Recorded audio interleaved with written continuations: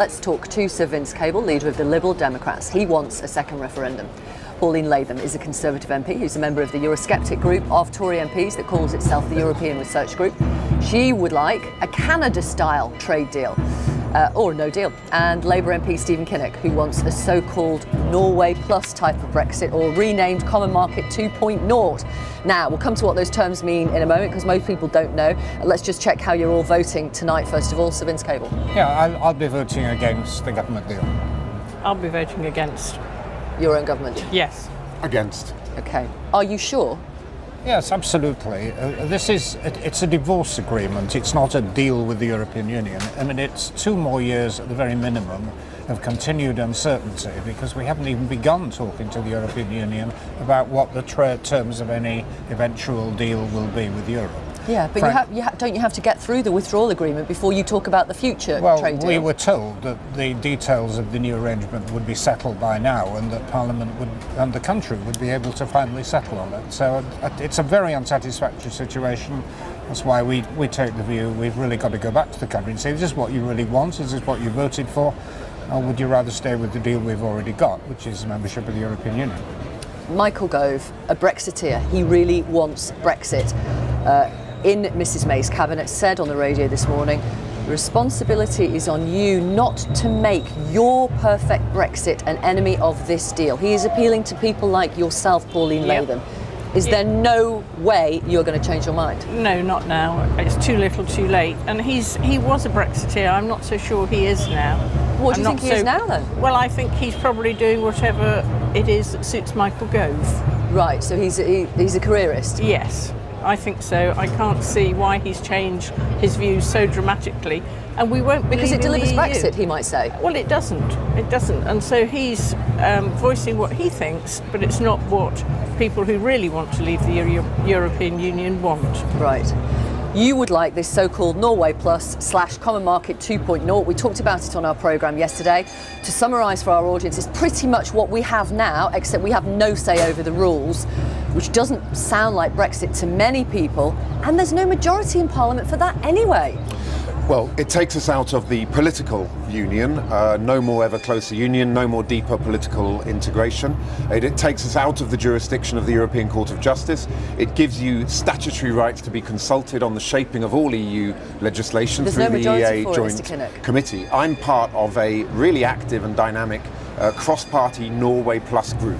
It's growing. We're seeing increasing numbers from all sides of the House. Clearly, it's about political leadership. If the Prime Minister and the leader of my party were to step up and see that this is actually the option that reflects the 52-48 mandate to move House but stay in the same neighbourhood, we could be whipped to support this, and we would have more than the parliamentary majority that we need. And just to explain to our audience what the significance of being whipped to support something, what does that mean? So when the party leadership whips members of parliament for a particular position, you immediately get the front bench of both parties and significant numbers of backbenchers. So it's the block vote, in essence. And in order to be sure of getting a parliamentary majority in Parliament, you generally need the whip to deliver the block vote. Why wouldn't you support that, a really soft Brexit? Well, it's certainly better than what Pauline and her colleagues are advocating, but the problem is, which you said yourself, is that it retains the economic features of the European Union, but we have very little say over it. And the two of the elements, which are that we continue to pay into the budget, free movement of labour, are exactly the things which the opponents of the Union have been arguing for. So, I mean, in a way, it's an unfortunate halfway house. I mean, if we want the European Union, let's stay in it.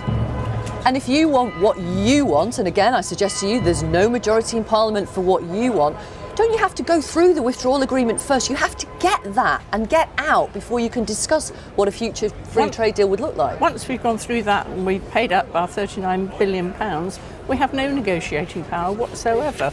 And it doesn't give certainty to business. They keep telling us they want certainty. This doesn't give it to them. And I've even had Unite the Union from Rolls-Royce. Well, the CBI, the Federation of Small Business, they all want you to vote for Mrs May's deal because it gives them at least another 2 years of certainty. My constituents don't, and neither does Rolls-Royce Unite in Derby. They've asked me to vote against the deal. OK. I think the fundamental problem with the position that Sir Vince is putting out is that we are in a deeply, deeply divided country. And if, for example, you think that the problem with the Norway option is free movement of labour. Well, one thing we know we will have to continue with is free movement of labour if we stay in the EU. I also think that it's the role of us as parliamentarians to solve this issue. That's what we're here for, that's what we're paid to do. So I believe in parliamentary democracy. I think we've got to find a way through this constitutional crisis. Okay, if Mrs May loses and loses big, maybe a three-figure defeat, can she carry on? Can she go back to Brussels, get some changes, bring it back to this place over here, or does she have to consider a position? It was already very clear from her statement yesterday that she's not going to get any change. She's negotiated the withdrawal agreement. They're not going to reopen it. So there isn't any movement there.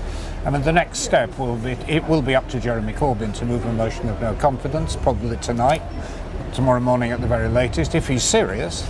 But the crucial date will be next Monday, because that will determine when, what Theresa May's plan B is, if she has one. Does she have to consider a position? No, I think she has done the best she can. I think she can, because I think because she's been doing this, she has to carry on to be able to go back to Brussels and say, look, this is really serious. You have got to do something. You've got to change and give us something else. Okay, and if she did that, and Brussels agreed and gave some kind of concession, you'd then vote for it? It would depend what the concession was, but maybe, yes. Okay. Can she carry on if she loses big? Well, I think we should have a general election. If we were living in normal times and the government lost its flagship piece of legislation, it would have to go. There would have to be a general election. It doesn't look like that's going to happen. I'm afraid, turkeys don't vote for Christmas. I don't think we'll win the motion of no confidence. Yeah, so I think Vince is right that next Monday is the absolutely critical day. Will she actually change her pattern of behaviour? Will she start realising that Parliament has to be brought into this? As soon as we got a hung Parliament from 2017, she should have responded to that, but she's had a tin ear all the way through. She was given a bad hand, but she's played it very badly indeed. Let's hope next Monday she will change her behaviour and we'll find a way through this mess. Thank you very much, Stephen Kinnock of Labour, Pauline Latham of the Conservatives, Vince Cable of the Liberal Democrats, the leader, in fact. Thank you very much.